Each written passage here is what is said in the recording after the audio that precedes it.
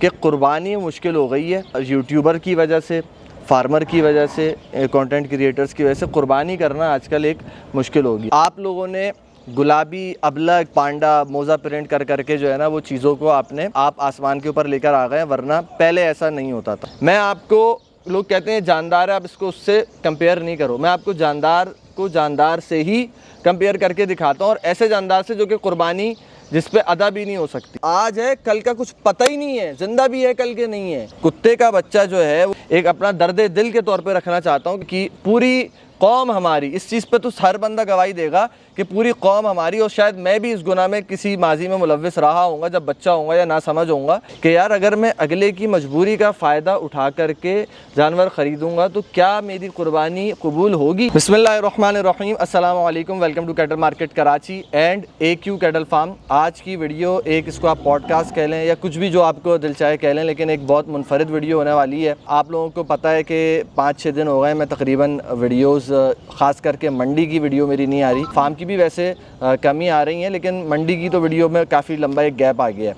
अच्छा, मेरे साथ मौजूद है इस वक्त, मैं इंट्रोड्यूस कराता चलूँ, माज़ ख़ान। ये मेरे एक बहुत ओल्ड सब्सक्राइबर हैं और अभी मुझे फार्म यहाँ पे शिफ्ट किए हुए तकरीबन 5-6 महीने हो गए, लेकिन रिसेंटली इन्होंने यहाँ पर आना शुरू किया जब से सीज़न स्टार्ट हुआ है। और इनके दिल में बहुत सारे ऐसे सवालात हैं जो कि पूरी आवाम के दिल में भी हैं। बहुत से लोग इसको पॉजिटिवली लेते हैं, बहुत से लोगों के दिल में कन्फ्यूजन है, मिसअंडरस्टैंडिंग्स हैं मंडी को लेकर के, फार्मर्स को लेकर के, यूट्यूबर्स को, कंटेंट क्रिएटर्स को लेकर के, बहुत सारी चीज़ें हैं।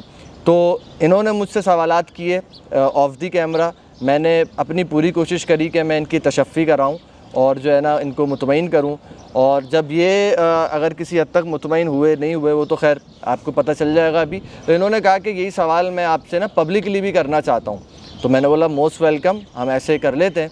और मुझे पूरी उम्मीद है कि आज की जो ये वीडियो है बड़ी पुरमगज़ रहेगी। इसमें जितनी भी आजकल सोशल मीडिया के ऊपर मैं देखता हूँ, ये देखते हैं एतराज़ात होते हैं, वो हम कोशिश करेंगे, क्योंकि स्क्रिप्टेड नहीं है तो अभी जहन में नहीं है, कुछ चीज़ें इनके जहन में होंगी, कुछ चीज़ें मेरे जहन में हैं।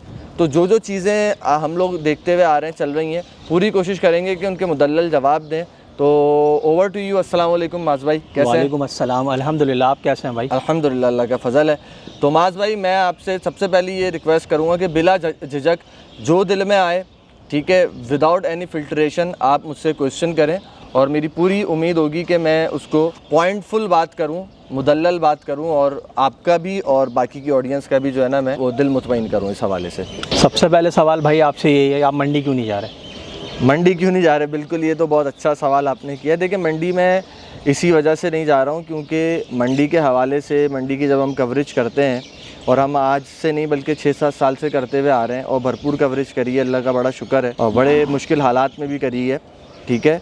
तो लेकिन पहले क्या होता था, जब हम मंडी की कवरेज करते थे तो एप्रिसिएशन मिलती थी, बहुत नेक दुआएं, नेक तमन्नाएं मिलती थी। लेकिन अब जो है लोगों के दिल में बहुत सारी कन्फ्यूजन्स आ गई हैं, उसकी वजह से लोग नेगेटिविटी, मैं समझता हूँ उस मिसअंडरस्टैंडिंग की वजह से ज़्यादा हो गई है कि लोग समझते हैं कि यूट्यूबर्स ने जो है उनकी वजह से मंडी के रेट्स बढ़ गए। यूट्यूबर या कंटेंट क्रिएटर मंडी जाते हैं तो उसकी वजह से जो है मंडी ख़राब होती है, व्यापारियों के दिमाग ऊँचे हो जाते हैं।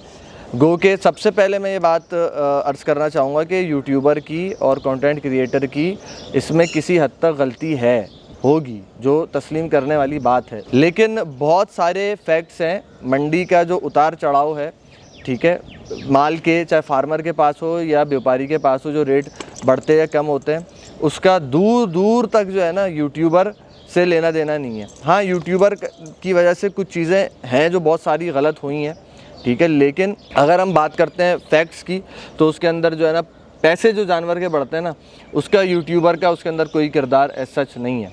तो मैं मंडी इसीलिए थोड़ा सा मैंने अवॉइड की कि लोगों को शायद ये माइंड में होता है कि यार ये यूट्यूबर्स जो हैं वो अपनी व्यूअरशिप की वजह से मंडी जाते हैं, इससे बहुत ज़्यादा इनको अर्निंग होती है, जो कि नहीं होती। और कई बार दिखा भी चुका हूँ मैं पिछले अदवार में कि कोई 4 से 5 हज़ार व्यूज़ के ऊपर जाकर के $1 बनता है। मैंने आपको तो अपना दिखाया ना अपना भाई, टू बी ऑनेस्ट, मैंने देखा पेज खोल के कैटल मार्केट कराची का डैशबोर्ड, उसके अंदर 7-7.5 हज़ार पे $1। हाँ, अब बताओ, ये तो एक एवरेज है। तो यानी कि अब हम जैसे गाड़ी में जाते हैं तो 2-2.5 हज़ार का तो खाली एक पेट्रोल एक ख़र्च हो जाता है, और फिर पास वगैरह भी मंडी का, और फिर सारी चीज़ें लोग ये समझते हैं कि ये अपनी व्यूअरशिप के चक्कर में जा रहे हैं, ऐसा नहीं होता।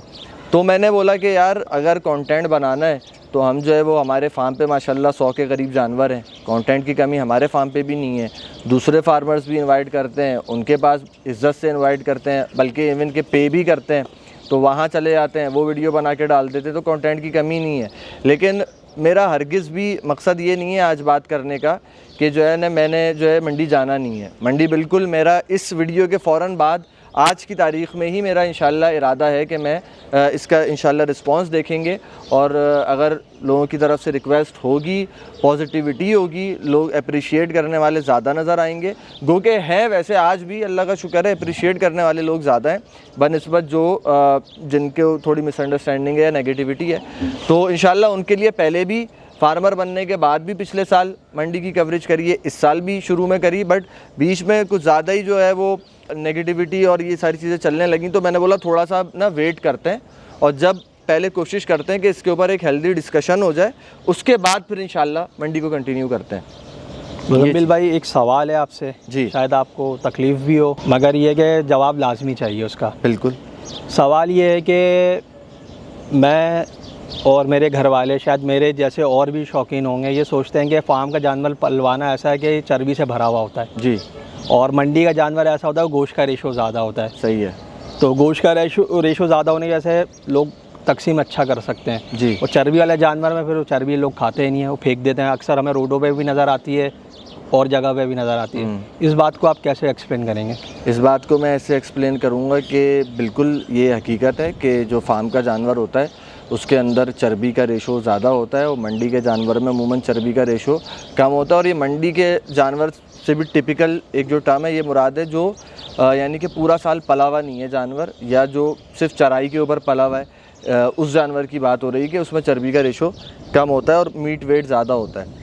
लेकिन जो जानवर भी मंडी में भी अगर पूरा साल पल के आ रहा है, चाहे अंदरून सिंध में या पंजाब में, तो उसके अंदर भी जब जानवर अच्छा पलता है ना, तो एक जानवर की एक जो उसका स्ट्रक्चर होता है, बॉडी स्ट्रक्चर होता है, उसका पहले उसके ऊपर आपका चढ़ता है गोश्त, और जब वो स्ट्रक्चर पूरा हो जाता है, गोश्त उस पर पूरा चढ़ जाता है, उसके बाद फिर चर्बी ही बनती है।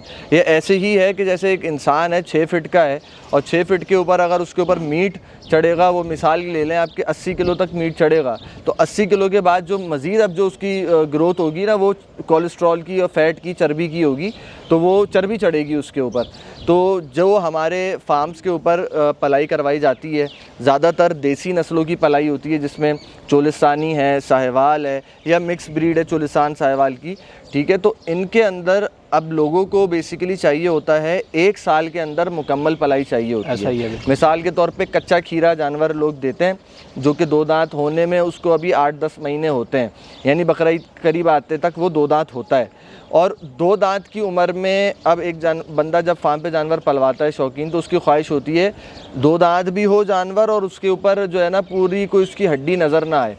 तो अब इसमें ऐसा होता है कि जो हमारी ब्राह्मण नस्ल है या विलायती नस्ल है या मेल के जो जानवर हैं, उनमें तो फिर भी इतना पोटेंशियल होता है उनकी नस्ल के अंदर कि वो खाली वनडे के ऊपर ही अपनी इतनी अच्छी हेल्थ कर लेते हैं कि उनको अलग से आपको ऐसे आइटम्स देने की ज़रूरत नहीं पड़ती जिनसे चर्बी डेवलप होती है, जैसे कि डेली का दूध है, जैसे कि घी के सीज़न में घी है, मक्खन के सीज़न में मक्खन है, दही तेल है, ये सारे चिकनाऊ आइटम्स जो है ना उसको देने की ज़रूरत नहीं पड़ती। उसके अलावा भी खाली वनडे पे भी वो अच्छे पल जाते हैं। लेकिन हमारे यहाँ क्योंकि हुस्न भी चाहिए एक शौकीन को, तो हुस्न जो है वो हमारी देसी नस्लों में ज़्यादा है। अबलक प्रिंट हो जाए, या गुलाबी कलर निकल आए, या डब्बा प्रिंट निकल आए, या पांडा फेस निकल आए, ये सारी चीज़ें लोगों की ज़्यादा डिमांड होती है। अब ये नस्लें, इनमें इतना पोटेंशियल नहीं होता कि ये जो है ना आपको 6-8 महीने के अंदर बच्चे से वो बड़ा कद भी बढ़ा ले, सही है, और उसके बाद जो है वो गोलाइयाँ भी अपनी पूरी कर ले। तो इतने कम ड्यूरेशन के अंदर फिर उसको घी देना पड़ता है 2-2 महीना, उसको मक्खन 1.5-1.5 2-2 महीना देना पड़ता है, दही तेल और फिर दूध भी चलाना पड़ता है। उस वजह से फिर वो ये सारी चीज़ें चर्बी डेवलप करती हैं। बहुत सारे मेरे फार्म पे ऐसे भी शौकीन हैं कि जो कि सिर्फ वनडे के बेसिक पैकेज के ऊपर पलवाते हैं, जिसमें हम वनडा वैक्सीनेशंस करते हैं, तो उसके अंदर जो है वो जानवर उसमें मीट का रेशो ज़्यादा निकल के आता है। लेकिन ये एक मैं समझता हूँ कि जो भी शौकीन फार्म पर जानवर पलवाता है ना, वो बेसिकली गोश्त खाने के लिए नहीं पलवाता। वो अगर जिसको गोश्त बांटना जिसकी नीयत है और गोश्त खाना नीयत है, तो वो ज़्यादातर मंडी से परचेज़ करते हैं और करना भी चाहिए। मैं फार्मर होने के बावजूद ये बात बोलूँगा, अपना शौक़ पूरा करना जिसकी नीयत होती है ना, वो फार्म पे पलवाता है। उसको गोलाइयाँ भरपूर चाहिए। कोई भी शौकीन इस चीज़ पे खुश नहीं होता कि वो 1 साल जानवर पलवाए तो उसमें चर्बी तो ना हो लेकिन उसकी हड्डी भी नज़र आ रही हो। इस चीज़ पे कोई शौकीन खुश नहीं होता। तो ये वजह है कि इसलिए फार्म के जानवर में। और फिर हाँ, एक बात और रह गई फैक्ट के अगर जानवर आंडू पलता है तो उसमें फिर भी चर्बी का रेशो कम होता है, बछड़े की मैं बात कर रहा हूँ। और अगर खस्सी उसको करा देते हैं तो उसके बाद फिर उसमें चर्बी का रेशो बढ़ जाता है। और हमारी एज अ फार्मर पूरी कोशिश होती है, अक्सरियत इस टाइम पे भी मेरे फार्म पे 90% जो बछड़े हैं वो आंडू हैं। 10% बछड़े ऐसे हैं जो या तो ओनर ने बोला या डॉक्टर ने सजेस्ट किया, तो म्यूचुअल अंडरस्टैंडिंग से ज़रूरत पड़ी तो कुछ जानवरों को खस्सी करा लिया गया है, वरना अक्सरियत जानवर जो बछड़े हैं उनके वो आंडू में ही हमने पालें ताकि चर्बी का रेशो एक कम रहे। अच्छा, एक सवाल ये है कि ऑफ द कैमरा हमारी मुजम्मिल भाई से एक बहस हो रही थी, तो मुजम्मिल भाई ने बोला मुझे कि जाओ गवर्नमेंट से बहस करो, मुझसे नहीं करो। वो बहस ये थी कि भाई के फार्मर जानवर महंगा क्यों देता है। मैं चाहता हूँ इसको थोड़ा सा आप डिस्क्राइब कर दें इस चीज़ को। खैर, मैंने ये नहीं कहा था कि गवर्नमेंट से बहस करो, मुझसे बहस नहीं करो। मैं आपको दोबारा वो फैक्ट्स बताता हूँ। बेसिकली वो सवाल मैं आपको दोबारा याद दिलाऊँ, वो ये था कि जानवरों के रेट्स इतने ज़्यादा क्यों बढ़ गए हैं। और जो इसको और हम एक रीफ्रेस कर देते हैं, जो आजकल जो एक सवाल कह लें या एतराज़ कह लें चल रहा है कि कुर्बानी मुश्किल हो गई है, ठीक है, और यूट्यूबर की वजह से, फार्मर की वजह से, कंटेंट क्रिएटर्स की वजह से कुर्बानी करना आजकल एक मुश्किल हो गया है। अब इसका जो जवाब है ना, मैं समझता हूँ कम से कम मुझे नॉन स्टॉप कुछ नहीं तो 8-10 मिनट बोलना पड़ेगा। तो बराए मेहरबानी व्यूअर्स भी इसको बगौर सुने और बर्दाश्त करें मेरी बात को। मैं पूरे इन डिटेल बताऊँगा। देखिए, कुर्बानी जो है ना माज भाई, वो मुश्किल नहीं हुई है आज भी। अगर हमारी सबसे बड़ी बुनियादी गलती होती है कि हम कुर्बानी को और शौक़ को, 2 चीज़ों को ना हम आपस में मिला देते हैं। बिल्कुल, जब हम 2 चीज़ों को आपस में मिलाते हैं तो वो चीज़ हमारे लिए, हम मिसकंसेप्शन का शिकार हो जाते हैं और गलतफहमी होती है और फिर हम कहते हैं कि मुश्किल हो गई है। ऐसा ही है। कुर्बानी वाजिब है मेरे भाई उस शख्स के ऊपर, शरीयत वाजिब करती है जिसके पास 7.5 तोला सोना, 52.5 तोला चांदी या फिर इसके बकदर ज़ायद रकम मौजूद हो। ये शख्स शरीयत की नज़र में गरीब नहीं है, ठीक है। और शरीयत जो वाजिब कर रही है कुर्बानी, उसका वाजिब अदा किस तरीके से हो रहा है कि 25,000 रुपये में, आज के दौर में भी 2025 में हम मौजूद हैं, एक मदरसे में या किसी वेलफेयर ट्रस्ट के अंदर आप हिस्सा डाल सकते हैं, आपकी कुर्बानी अदा हो जाएगी, वाजिब अदा हो जाएगा। या आपको आज भी 20-25 हज़ार में 6-8 महीने का ऐसा दुम्बा मिल जाएगा जिस पे कुर्बानी जिसकी करना जायज़ होगी और उस पर आपका वाजिब अदा हो जाएगा, ठीक है। और हो सकता है कि वो जो आप 25,000 में वाजिब अपना अदा कर रहे हैं, वो जो बंदा 25 लाख रुपए का बछड़ा कुर्बान कर रहा है, उससे ज़्यादा आपका, उससे ज़्यादा आला दर्जे के अंदर अल्लाह पाक कबूल फरमा लें, क्योंकि तमाम अमाल का जो दारोमदार है वो नीयतों के ऊपर है। हो सकता है आपकी नीयत उससे ज़्यादा मुखलिस हो जो 25 लाख वाला बछड़ा कर रहा है और अल्लाह आपको ज़्यादा सवाब दें। तो ये बात हो गई कुर्बानी। कितना भी यूट्यूबर ने कोई गलती कर दी या किसी फार्मर ने कुछ कर दिया या कुछ भी हो गया, तो कुर्बानी फिर भी आज भी मुश्किल नहीं हुई है, ठीक है। मुश्किल क्या हुआ है? शौक़ हुआ है। और शौक़ का अगर एक लाइन में जवाब दिया जाए तो शौक़ का कोई मोल नहीं होता। और शौक़ के हमेशा जब फार्मर कोई अच्छी चीज़ ख़रीदता है तो उसको उस चीज़ के पैसे भरने पड़ते हैं। इसी तरीके से कोई व्यापारी भी अगर कोई अच्छी चीज़ ख़रीदता है तो उसको उस चीज़ के पैसे भरने पड़ते हैं और फिर पालना पड़ता है और उस पर मेहनत और ख़र्चे करने पड़ते हैं, ठीक है। तो अब बात आ जाती है इस चीज़ की कि महंगाई हुई कैसे और ये मुश्किल हुआ कैसे शौक़ करना। इस चीज़ के ऊपर असल सवाल ये है कि शौक़ कैसे मुश्किल हुआ है लोगों का। वो इस तरीके से हुआ है कि भाई इस टाइम पे गवर्नमेंट लेवल के ऊपर जो ब्रीडिंग का जो काम है वो बहुत किस लेवल के ऊपर हो रहा है, कितना ज़्यादा हो रहा है, ये मैं भी जानता हूँ, आवाम भी जानती है, फार्मर भी जानते हैं। जो भी ब्रीडिंग सेक्टर के ऊपर जो काम हो रहा है, अच्छी ब्रीड्स डेवलप करना, उसके ऊपर मेहनत करना, वो ज़्यादातर प्राइवेटली फार्मर्स खुद कर रहे हैं, ठीक है। दूसरी चीज़ ये है कि फार्मर के लिए जो बजट अनाउंस होता है हर साल, लाइव स्टॉक डिपार्टमेंट को जो बजट मिलता है करोड़ों अरबों रुपए, वो फार्मर तक कितना पहुंचता है ये मेरे आपके सामने है, ठीक है। मैं जिस सोसाइटी के अंदर बैठा हुआ हूँ यहाँ पर अरबों रुपए का जो है जानवर यहाँ पे खड़े हुए हैं, ठीक है। और यहाँ पे जो है बिजली नहीं है, यहाँ पे गैस नहीं है, यहाँ पे पानी हमें हर महीने का 70-80 हज़ार रुपये का पानी ख़रीदना पड़ता है। यहाँ पर अल्लाह आपका भला करे रोड्स नहीं सही से बने हुए, यहाँ पे कोई भी बुनियादी सहूलत यहाँ पे मैसर नहीं है। ठीक है, इसके बाद जो है वैक्सीनेशंस के हवाले से, वैक्सीनेशंस का बाज़ औक़ात जो है लोकल गवर्नमेंट की तरफ से सपोर्ट मिलती है, लेकिन यहाँ हम लोग क्योंकि इम्पोर्टेड वैक्सीन ज़्यादातर प्रेफर करते हैं तो ख़ुद ही करवा रहे होते हैं। अब असल चीज़ के ऊपर मैं आता हूँ। मैंने कहा था इसका बड़ा लंबा जवाब होगा। दो चीज़ें हैं, एक है मीट की एक्सपोर्ट और एक है वनडे की एक्सपोर्ट। ठीक है, जब आपके घर के अंदर का राशन पूरा होता है ना, फिर आप बाहर बेचना शुरू करते हैं, अक्लमंदी इसी को ही बोला जाता है।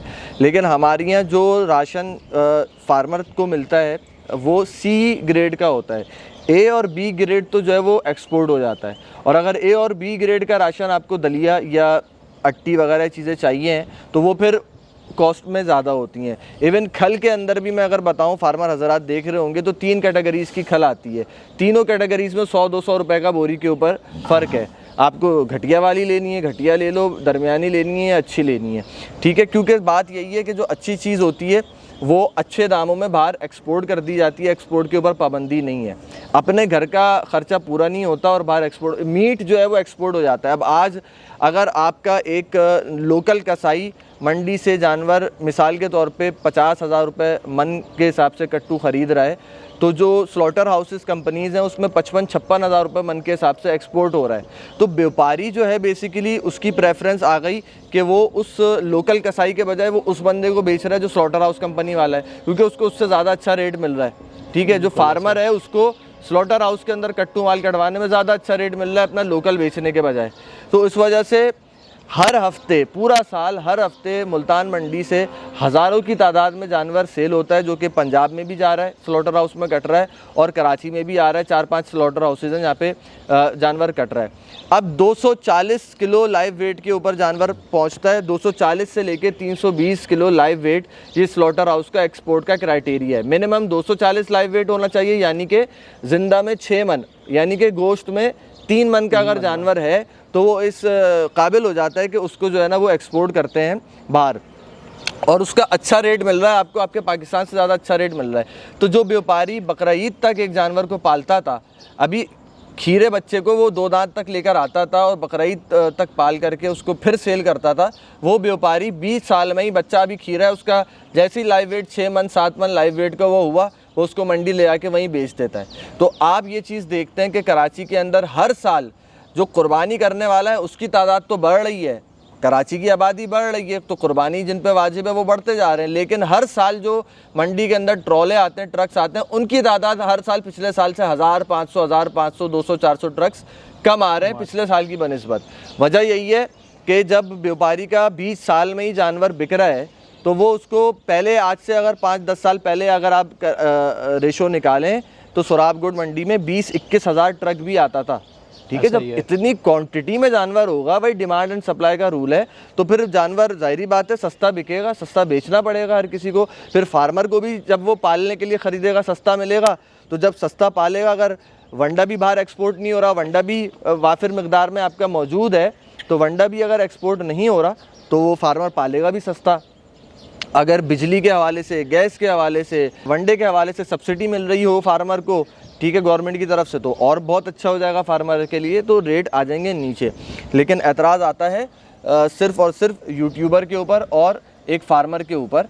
मैं ये नहीं कह रहा, मेरी तमाम बातों का हरगिज़ भी ये मकसद नहीं है कि यूट्यूबर का कोई कसूर नहीं है, बिल्कुल बरी उस ज़िम्मा है। फार्मर का कोई कसूर नहीं है, बिल्कुल हमारी भी कुछ ना कुछ गलतियां हैं, और गलतियां हर किसी से होती हैं और हर फील्ड में होती हैं। तो इसका ये मतलब नहीं होता कि मैं जो है वो जानवर महंगा करवा रहा हूँ, या जो है वो एक फार्मर जानवर महंगा करवा रहा है। अच्छा, अब मैं एक और क्वेश्चन के ऊपर आता हूँ। ख़ासकर यूट्यूबर्स के ऊपर ये एतराज़ होता है कि आप लोगों ने गुलाबी अबलक और ये करके प्रिंट करके जो है ना वो पांडा मोज़ा प्रिंट करके जो है ना वो चीज़ों को आपने आप आसमान के ऊपर लेकर आ गए, वरना पहले ऐसा नहीं होता था।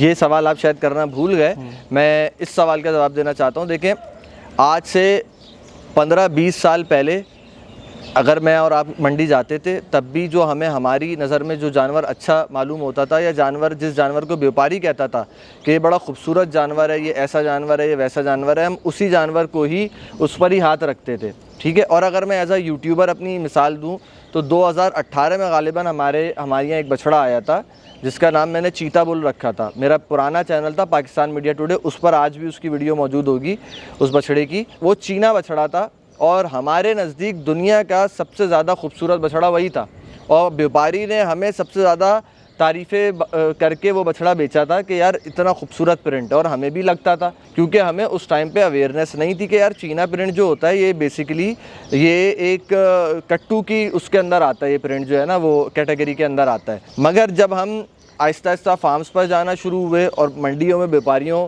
की वीडियोस बनाना शुरू हुई तो हमने एज अ यूट्यूबर व्यापारियों से भी और फार्मर से भी चीज़ों की तमीज़ सीखी कि हाँ यार ये चीज़ है, इसका ये प्रिंट है तो इसकी ये वैल्यू है, ये चीज़ है इसका ये प्रिंट है तो इसकी ये वैल्यू है।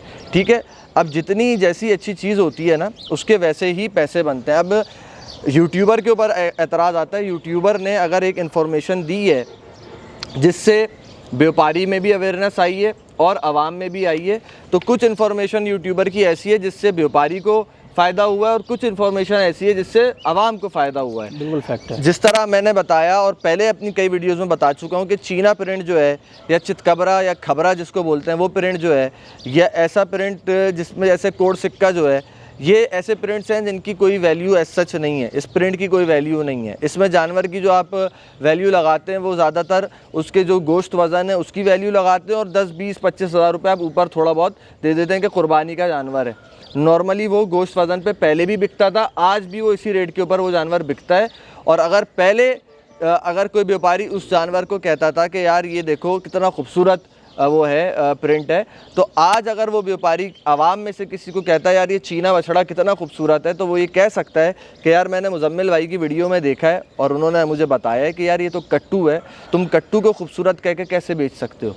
तो यहाँ पे फ़ायदा हो गया आवाम का, ठीक है, अवेयरनेस की वजह से। लेकिन उसके बरक्स जब मुजम्मिल भाई ने ये भी बताया कि यार ये गुलाबी है और ये पांडा प्रिंट है और ये प्रिंट है, तो इससे फ़ायदा हो गया व्यापारी को कि वो उसको भी तमीज़ आ गई कि यार ये मेरा गुलाबी बछड़ा है, सही है, तो ये मैं गुलाबी को गुलाबी के रेट के ऊपर बेचूंगा। और ये सिर्फ ऐसा नहीं है कि ये इन कुर्बानी के जानवरों के अंदर ये तमीज़ है, ये हर चीज़ के अंदर ना ये तमीज़ मौजूद है। मैं आपको एग्जांपल से समझाता हूँ। पहले लोग गाड़ी की या मोबाइल की एग्जांपल देते थे, उस पर भी मैंने देखा है बाज़ औक़ात लोगों को वो एग्जांपल समझ में नहीं आती कि यार गाड़ियों में के ऑल्टो के रेट अलग हैं, लैंड क्रूज़र के अलग हैं, मेरान के अलग हैं चारों पहिए, और मोबाइल में 3310 के अलग हैं और फिर वो सैमसंग के अलग हैं और फ़लाने के अलग हैं, वो अलग अलग रेट्स हैं। मैं आपको, लोग कहते हैं जानदार है, आप इसको उससे कंपेयर नहीं करो, मैं आपको जानदार को जानदार से ही कंपेयर करके दिखाता हूँ, और ऐसे जानदार से जो कि कुर्बानी जिस पे अदा भी नहीं हो सकती। आप एक छोटा तोता पालते हैं, ठीक है, अब तोता जो है, पैरेट जो है, वो तो हलाल जानवर भी नहीं है, वो जो परिंदा है। अगर आप उसकी बात करें कि यार गोश्त की, तो गोश्त उसमें 1 पाव आधा किलो भी गोश्त नहीं है उसमें। अब पैरेट जो है वो आपका मेरा ख्याल है 2-3 हज़ार 5 हज़ार से लेके 5 लाख तक का पैरेट भी है। 10 लाख जंगली पैरेट्स जो है वो आपको 5 हज़ार का भी मिल जाएगा, और वो जो अच्छी अच्छी उनमें ब्रीड्स हैं, मकाऊ है या काकाटू है या ग्रे पैरेट है, ये आपको 5-5 लाख रुपए के भी मिलेंगे। लेकिन उस पर हमें एतराज़ इसलिए नहीं होता अगर कोई बंदा, एक यूट्यूबर अगर बर्ड्स मार्केट की वीडियो बना रहा है और उसमें वो बता रहा है यार आज यहाँ पे सिर्फ हरे तोते आए हुए हैं और ये हरे तोते जो हैं इसके ये पैसे हैं, और यहाँ पे ये मकाऊ आया हुआ है इसके ये है, इसके 5 लाख हैं, ये गिरे पैरेट है इसके इतने, उस पर एतराज़ यूँ नहीं आता क्योंकि उधर लोगों का माइंडसेट क्लियर है कि यार ये शौक़ कर रहे हैं और शौक़ के कोई पैसे नहीं है, जैसी चीज़ होगी वैसे पैसे होंगे। वहाँ कुर्बानी के एलिमेंट को लोग बीच में नहीं लेके आ रहे। इस जानवर के ऊपर चूँकि कुर्बानी का एक जज्बा दिल में होता है, लोग, हर किसी को ख्वाहिश होती है कि मैं अच्छे से अच्छा कुर्बान करूं, तो उस वजह से लोग मिसकंसेप्शन का शिकार होते हैं कि यार ये पैसे क्यों बढ़े हुए हैं। आज भी जो कट्टू जानवर है वो सस्ता है, वो आपको 2-2.5 लाख रुपए में, 1.5-2 लाख रुपए में एक मुनासिब जानवर मिल जाएगा, 3-4 मन तक का जानवर आपको मिल जाता है, और वो आप कुर्बानी भी हो जाती है, आपका जो एक मुनासिब एक आपकी उसमें शौक़ पूरा हो जाता है। लेकिन अगर आप चाहेंगे इस तरह का गोल्डन कलर में पांडा बछड़ा, गोल्डन कलर की पांडी बछड़ी, ये चेहरे, ये वजूद, ये बनावट, तो इसके पीछे जब मैं ख़रीदने जा रहा हूँ तो मैंने भी बहुत ज़्यादा पैसे भर के ख़रीदा है। लाखों में ऐसी चीज़ एक नसीब से निकलती है, तो जो हमें बेच रहा है वो भी महंगा बेचता है, फिर हम इस पर ख़र्चा बेहिसाब करते हैं, अनगिनत करते हैं। फिर इसी वजह से जब मैंने इस बछड़े को 1.5 साल पाला है, 1.25 साल पाला है, ठीक है। अब उसके बाद मेहनत जब करूँगा तो ज़ाहिरी बात है 1.25 साल तक एक जानदार के ऊपर मैंने रिस्क लिया है। आज ये ज़िंदा है, कल का कुछ पता नहीं है, अल्लाह ताला को पता है, मुझे कुछ पता नहीं है, ठीक है ना। आप गाड़ी का कारोबार करते हैं, आप 20, 30, 50 लाख एक गाड़ी पे लगाते हैं। आज आपकी गाड़ी शोरूम में खड़ी हुई है, नहीं बिक रही, 1 महीने तक नहीं बिक रही, आपकी गाड़ी आपसे खर्चा खा नहीं रही है, ये रोज़ाना खा रहा है, अपना खर्चा बढ़ा रहा है, ठीक है। आपकी गाड़ी अगर नहीं बिक रही तो ज़्यादा से ज़्यादा डेप्रिसिएशन उस पर ये लगती है कि वो आउटडेटेड हो जाती है, ठीक है। नया मॉडल आ जाएगा तो इसके रेट थोड़े कम हो जाएंगे, मोबाइल में नया मॉडल आ जाएगा तो पुराने मोबाइल के मॉडल के रेट कम हो जाएंगे। इसके अंदर तो भाई ये आज है, कल का कुछ पता ही नहीं है, ज़िंदा भी है, कल के नहीं है। एक झटके में जानवर का पेशाब बंद होता है और जानवर मर जाता है। बड़े से बड़ा जो 1.5 साल से सही पल रहा था, एक दिन के अंदर जानवर जो है ना वो फारिग हो जाता है, लाखों का नुकसान हो जाता है। तो जब एक बंदा, एक फार्मर या व्यापारी एक रिस्क ले रहा है, ठीक है, इतना बड़ा एक रिस्क फैक्टर खेल रहा है, तो उसके ऊपर टाइम भी लगा रहा है, पैसा भी लगा रहा है, मेहनत भी लगा रहा है, उसके बाद जा कर के उसका हक़ बनता है कि वो जायज़ नफ़ा कमाए। मैं दोबारा से वो मिसाल दूंगा कि देखें, आप घर में बिल्लियां जो है आपकी जो है वो आपकी गली मोहल्लों में फिर रही होती हैं, कसाई की दुकान के नीचे होती हैं, लेकिन आप वो बिल्ली नहीं पालते। जो बिल्लियों का शौक़ रखते हैं वो एक पर्शियन कैट लेकर आते हैं, वाइट कलर की कैट है, उसकी लाल आंखें हैं, उसके लिए वो अलग बिस्तर भी बना रहे हैं, उसके वो नाखून पे मैडिक्योर पेडिक्योर भी कर रहे हैं, ठीक है। उसके जो है ना वो उसको एक अलग इम्पोर्टेड शैम्पू से नहला रहे हैं, मतलब उसके लिए जो कुछ अपने शौक़ के लेवल के हिसाब से जो कुछ कर सकते हैं वो कर रहे हैं। वो हलाल जानवर नहीं है। कुत्ते का बच्चा जो है वो आपको 5 लाख रुपए का भी मिल रहा है। अच्छा। एल्सिशन डॉग है, पता नहीं कौन कौन से हैं, उसको लोग, वो तो वैसे भी निजिस जानवर है, उसको बगैर शराइत के पालने का वो जवाज़ भी नहीं बनता। जब तक शराइत आप शरीयत में जो बयान किए वो पूरी ना कर लें तब तक आप उसको पाल भी नहीं सकते। लेकिन आप उसके ऊपर जब आप शौक़ करते हैं तो उसकी कवरेज करने वाले यूट्यूबर पर आपका कोई एतराज़ नहीं होता, उसकी मार्केट की वीडियो बनाने वाले यूट्यूबर के ऊपर आपका एतराज़ नहीं होता, उसकी फार्मिंग करने वाले फार्मर पर आपका एतराज़ नहीं होता। आप इस बात को समझते हैं कि यार नस्ल के भी अलग पैसे हैं, प्रिंट्स के भी अलग पैसे हैं, हुस्न के भी, हर चीज़ के अलग अलग पैसे हैं। इस चीज़ को वहाँ पर अंडरस्टैंड किया जाता है। लेकिन जब बात आ जाती है कुर्बानी के जानवर की तो वहाँ पे अनफॉर्चुनेटली ये हमारे दिल में आता है कि यार मुझे ये बछड़ा मिल जाए 35,000, 40,000, 50,000, 55-60,000 रुपये मन के हिसाब से बछड़ा मुझे मिलना चाहिए, तो कैसे मिलेगा? सवाल ये है। तो मेरे भाई बात यह है कि हमारी बेसिकली ना ख्वाहिश पूरी नहीं होती है। हमारी कुर्बानी तो अदा हो सकती है। आज यूट्यूबर ने अगर मार्केट को गंदा कर दिया, कुछ भी कर दिया, यूट्यूबर की गलतियां हैं, फिर मैं बार बार इस चीज़ को एक्सेप्ट कर रहा हूँ, या फार्मर की भी गलतियां हैं, लेकिन उसके बावजूद क्या कुर्बानी किसी की छिन गई? कुर्बानी नसीब से, नीयत से होती है, अल्लाह ने आपके नसीब में लिखी हुई है।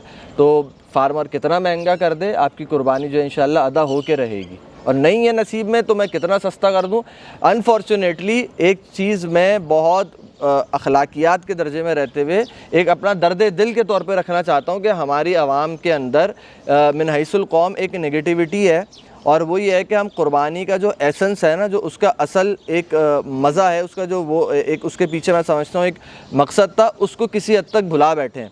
मैं आपको ये बात बताऊँ, देखें, कुर्बानी हज़रत इब्राहीम अलैहिस्सलाम के ऊपर वाजिब हुई और उनके ऊपर उनसे ये फरमाया गया कि वो अपने बेटे को हलाल करें, अल्लाह की राह में ज़िबा करें, ठीक है। तो हज़रत इस्माइल अलैहिस्सलाम को, मुझसे और आपसे वो इम्तिहान नहीं लिया जा रहा। औलाद से ज़्यादा मोहब्बत हमें इस जानवर से नहीं हो सकती जो हमें औलाद से मोहब्बत है, हमसे वो इम्तिहान नहीं लिया जा रहा। हमारे जो इस्लाम के अंदर बुनियादी अरकान हैं, नमाज है, रोज़ा है, हज है, ज़कात है, जिहाद है, तो इनके अंदर अगर हम देखते हैं तो इसमें हमें, जैसे नमाज की अगर मैं मिसाल ले लूँ तो हमें ऐसी एक ये इबादत नज़र आती है कि जिसमें अल्लाह ताला हमें ये समझा रहे हैं कि भाई मैं ही तुम्हारा पालने वाला हूँ, तुम मेरे ग़ुलाम हो। जिस्म का तुम्हारा सबसे बड़ा ऑर्गन है तुम्हारा दिमाग, सर, उसको तुम मेरे सामने झुकाओ ताकि अंदर से तुम्हारे किबरियाई निकले, गुरूर, तकब्बुर निकले कि तुम कुछ भी नहीं हो, आजिज़ी इनकिसारी है तुम्हारे अंदर, ठीक है। तो ये एक उसका एक समझ में आती है एक हिकमत। इसके अलावा रोज़ा है, रोज़े में आपके सामने जो है वो खाना रखा हुआ है और दुनिया का कोई शख्स मौजूद नहीं है, लेकिन अल्लाह की मोहब्बत में आप उस खाने से पीछे हटे हुए क्योंकि अल्लाह का हुक्म है, आप अपनी उबूदियत ज़ाहिर कर रहे हैं कि मैं अल्लाह का ग़ुलाम हूँ, अल्लाह की हर बात मानना मेरे ऊपर फ़र्ज़ है, ठीक है। अगर आप आ जाते हैं कुर्बानी के अमल के अंदर, तो कुर्बानी में जो आप जानवर को ज़िबा कर रहे हैं, इससे क्या एक मकसद एक समझ में आ रहा है, क्या एक हिकमत समझ में आ रही है, ये उलमा भी बयान करते हैं। और जो मेरी एक नाक़िस एक वो है समझ में आता है, वो ये है कि मुसलमानों को आपस में शरीयत ने जो निज़ाम बनाया है, ऐसा निज़ाम बनाया है कि मुसलमान आपस में जो अमीरी और गरीबी का फ़र्क है ना, वो बार बार बैलेंस होता रहे, वो बहुत बड़ा फ़र्क ना रहे। इसीलिए शरीयत की नज़र में जो बंदा अमीर हो गया, जो साहिब निसाब हो गया, जिस पे 52.5 तोला सोना या 52.5 तोला चांदी और 7.5 तोला सोना या इसके बकदर रकम आ गई, तो उस पर कुर्बानी वाजिब कर दी, ताकि ये जब कुर्बानी करेगा तो उसका गोश्त जो है, सुन्नत क्या हो गया कि भाई एक हिस्सा गरीबों में भी दे दे, एक रिश्तेदारों में दे दे और एक हिस्सा अपने लिए रख ले। बहुत सारे लोग जो हैं जो पूरा साल जो है वो जानवर नहीं पालते, वो लोग जो है ना साल में जो है ना वो भी गोश्त खा सकें। आपस में जो एक इकोनॉमी है मुल्क की, पूरे निज़ाम की, वो एक चले। इकोनॉमी का बहुत बड़ा पहिया, अरबों रुपए का जो एक इकोनॉमी का एक पहिया है, वो इस कुर्बानी से चलता है। ये जो है ना, आप देखें, जो मोरे पट्टे बनाने वाला है वो भी कमा रहा है, रस्सी बनाने वाला है वो भी कमा रहा है, पायल बनाने वाला है वो भी कमा रहा है, इनकी जो गाड़ी पे घर पे छोड़कर आते हैं आपको वो भी कमा रहे हैं, मंडी की इंतज़ामिया है वो भी कमा रही है, व्यापारी भी कमा रहा है, इसमें जो वंडे वाला है वो भी कमा रहा है, कितना बड़ा एक वो मट्टी जो ला के डाल रहा है बाड़े पे वो भी बंदा कमा रहा है। यानी इतने सारे इससे सेक्टर्स बिज़नेस के, बहुत सारे तो मैं भूल रहा हूँ, वो जुड़े हुए हैं कुर्बानी से, कि जिससे पूरे मुल्क की इकोनॉमी बेहतर होती है। अरबों खरबों रुपए का जो है ना इससे एक बिज़नेस होता है। अब यहाँ पर एक मुसलमान जो है बेसिकली वो ये नियत लेके, अनफॉर्चुनेटली माजरत के साथ, वो ये नियत लेकर आता है, चाहे व्यापारी के पास जाए या फार्मर के पास, कि मैंने शिकार मारना है। और ये चीज़ का आप ख़ुद अगर इंसाफ करें, कमेंट करके मैं रिक्वेस्ट करूँगा, लाजमी बताइएगा कि आपके हल्का अहबाब में, गली मोहल्ले में, क्या आपने कभी भी किसी बंदे को, हो सकता है आपने ख़ुद भी ये डायलॉग मारा हो कभी ना कभी, कि यार देख कितने की चीज़ है, अगला बोलता है बंदा यार 14 लाख रुपए की चीज़ है, आप कहते हैं 12 लाख रुपए की लेकर आया हूँ, आँखों में मिर्ची डाल के लेकर आया हूँ, शिकार मार के आया तेरा भाई। और क्या होता है कि किसी व्यापारी ने या किसी फार्मर ने मजबूरी में, पैसे की ज़रूरत थी या कोई भी मजबूरी थी, नुकसान में एक आपको जानवर बेचा, आपने बखुशी ख़रीदा। और मुझसे बाज़ औक़ात लोग आते हैं और मैं बिल्कुल सच बता देता हूँ कि यार मेरी इस जानवर की ये कॉस्टिंग है, बिल्कुल एग्जैक्ट ये कॉस्टिंग है। उसके बाद भी वो कहते हैं कि यार 2 लाख रुपए कम में दे दो। तो इसके अंदर क्या है कि उनकी नीयत है कि यार आप अगले की मजबूरी से फ़ायदा उठाएं। आप मुझे ये बात बताएं कि कुर्बानी के अंदर तो ये एक हिकमत थी कि यार आप अल्लाह से इतनी आपको मोहब्बत हो कि आप अपनी औलाद भी कुर्बान कर दें। सही है, मुसलमान आपस में एक दूसरे की मदद करें, एक दूसरे को गोश्त दें, एक दूसरे को बिज़नेस दें। यहाँ अगर एक मुसलमान इस तरह की नीयत लेकर के आ रहा है कि मैं अगले की, पूरी कौम हमारी, इस चीज़ पे तो हर बंदा गवाही देगा कि पूरी कौम हमारी, और शायद मैं भी इस गुनाह में किसी माजी में मुलव्विस रहा होऊंगा, जब बच्चा होऊंगा या ना समझ होऊंगा, तो मैंने भी कभी ना कभी ये बात मेरे मुंह से निकली होगी। अपने आप को बरी ज़िम्मा नहीं कर रहा हूँ मैं। पूरी कौम हमारी ये दुआ करती है कि अल्लाह करे बारिश हो जाए और व्यापारी बर्बाद हो जाए, सही है, और उसके बाद ये औने पौने रेटों में जानवर बेच के जाएं। अच्छा, ये चीज़ मैं अगर गलत बात कर रहा हूँ तो बताएं। तो अगर मैं कह रहा हूँ कि यूट्यूबर गलत है, जिसकी गलती है किसी हद तक, या फार्मर की किसी हद तक गलती है, तो हम अपने भी एहतिसाब करें, अपने गिरेबान में भी जाग के देखें कि हम किस नीयत से आते हैं कुर्बानी का जानवर ख़रीदने।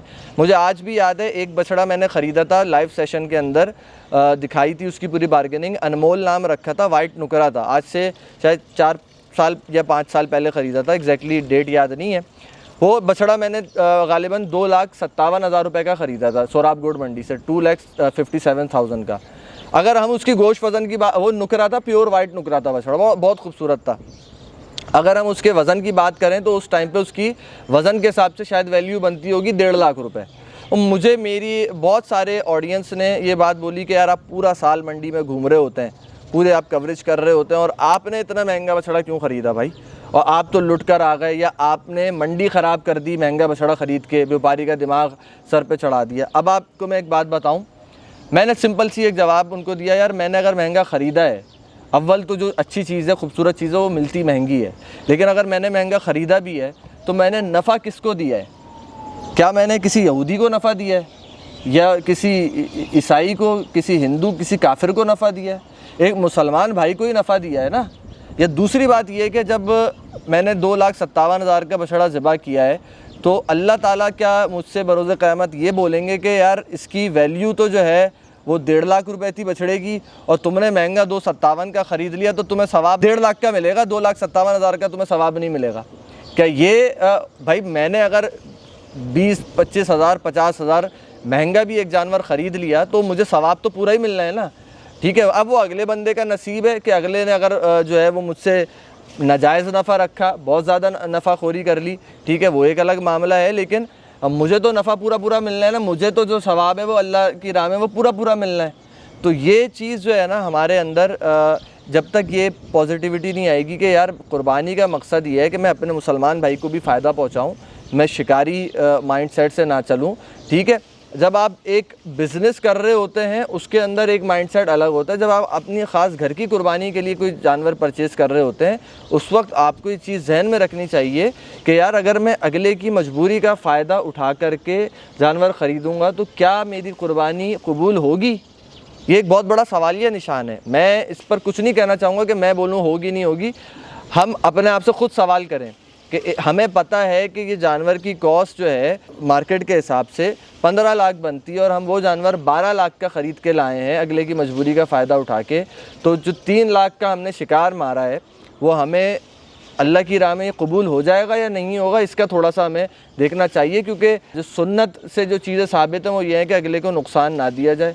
अल्लाह के नबी ने मना फरमाया सहाबा कराम को कि अगर सही सस्ता ख़रीद के भी लेके आ गए हो ना ये घोड़ा, तो इसकी जो वैल्यू है वो इतनी बनती है, तो इसको उतने पैसे दे कर आओ। ये हदीस शरीफ का मफ़हूम बयान कर रहा हूँ, कोई चीज़ ऊपर नीचे हो सकती है, अल्लाह पाक माफ़ फरमाए, लेकिन ये वाक़या मौजूद है। तो वो एसेंस मेरे और आपके दिल में आ जाएगा ना तो हमें एक दूसरे का भी हाल समझ में आएगा। बहुत सारी चीज़ें ऐसी हैं जो आज लोग एतराज़ करते हैं, जो कि मेरे दिल में भी वो एतराज़ आज से 5 साल पहले होते थे, जब मैं पूरी तरीके से मैं इस चीज़ फील्ड के अंदर नहीं उतरा था। जब आप मैदान में उतरते हैं तो आपको अगले का दुख, अगले का परेशानी और उसके मुश्किलात मसाइल आपको समझ में आते हैं। वरना बाहर बैठ कर के बहुत इजीली बोल देना कि यार ये गुलाबी और ये अबलग करने की वजह से, बोलने की वजह से माल महंगा हो गया, ऐसा नहीं है। देखें, फिर मैं एक बात बताऊं, एक व्यापारी जो अक्लमंद व्यापारी होगा ना, मैं आज उसकी चीज़ के गलत रेट लगा कर आ जाऊँ। एक मिसाल है, वो मांग रहा है 15 लाख रुपए, जानवर है 10 लाख रुपए का मार्केट वैल्यू के हिसाब से, मैंने गलती में जज्बात में आके उसको 11 लाख लगा दिए, ठीक है, और मेरा उससे सौदा नहीं हुआ। मैंने वीडियो बना दी और आप लोगों को दिखा दी और मैंने 10 लाख वाली चीज़ के 11 लगा दिए क्योंकि व्यापारी 15 मांग रहा था और मेरे दिल पे लगा हुआ था बछड़ा, उसने 11 में भी मुझे नहीं दिया। लेकिन एक बात मैं बता दूं, अगर अक्लमंद व्यापारी होगा उस वक्त तो उसको पता है ये बंदा वीडियो बना रहा है, शायद ये ख़रीदे शायद ना ख़रीदे, लेकिन जब अगला बंदा कोई आके उसको 10 लाख रुपए भी लगाएगा ना, वो व्यापारी उसको वो जानवर देगा। और ये ऑफ द कैमरा होता है, ठीक है। वो व्यापारी बेवकूफ़ होगा जो मेरे 11 लाख लगाने, क्योंकि व्यापारी को मुझसे और आपसे ज़्यादा समझ है, फार्मर को मुझसे आपसे ज़्यादा समझ है कि मेरी चीज़ की मार्केट वैल्यू क्या है। अगर अगला बंदा मार्केट वैल्यू लगाएगा, एक यूट्यूबर बेशक ज़्यादा लगा के चला गया हो, लेकिन मुझे पता है वो सिर्फ अपनी वीडियो बना रहा है, वो सिर्फ एक आवाम के लिए कोशिश कर रहा है कि मेरे लास्ट रेट क्या है, तो उसमें तो मैं अपने लास्ट रेट हर व्यापारी नहीं खोलता है, ठीक है। लेकिन जब एक सीरियस बायर आता है तो बेशक 12 लाख लगा दिए 10 लाख वाले बछड़े के यूट्यूबर ने, लेकिन ये व्यापारी उसको 10 लाख का दे देगा। अक्लमंद होगा तो देगा, नहीं तो वो खुद अपना नुकसान करेगा, वो आवाम का नुकसान नहीं करेगा। तो भाई ऑडियंस से मेरा जाते जाते बस एक यही है कि वीडियो पूरी देखें। अगर कोई आपके दिल में सवाल है या कुछ भी है तो नीचे कमेंट में सवाल छोड़ दें, बिल्कुल, फिर मुज़म्मिल भाई को दोबारा बिठा के इसी तरह से दोबारा सवाल मैं कर सकता हूँ। ज़रूरी नहीं है कि मेरी हर बात मानी जाए। आपको अगर कोई स्टिल इख्तिलाफ़ है, आप अखलाकियात के दायरे में रह के आप कमेंट में अपना इख्तिलाफ़ बयान कर सकते हैं। मैं पूरी कोशिश करूँगा आइंदा अगर कोई एक ऐसा सेशन बिठाना हुआ तो वो भी कर लेंगे, कोई टेंशन नहीं है इंशाल्लाह। बहुत शुक्रिया माज़ भाई आपका आने का। Thank you so much sir. जज़ाकल्लाह। अस्सलाम वालेकुम।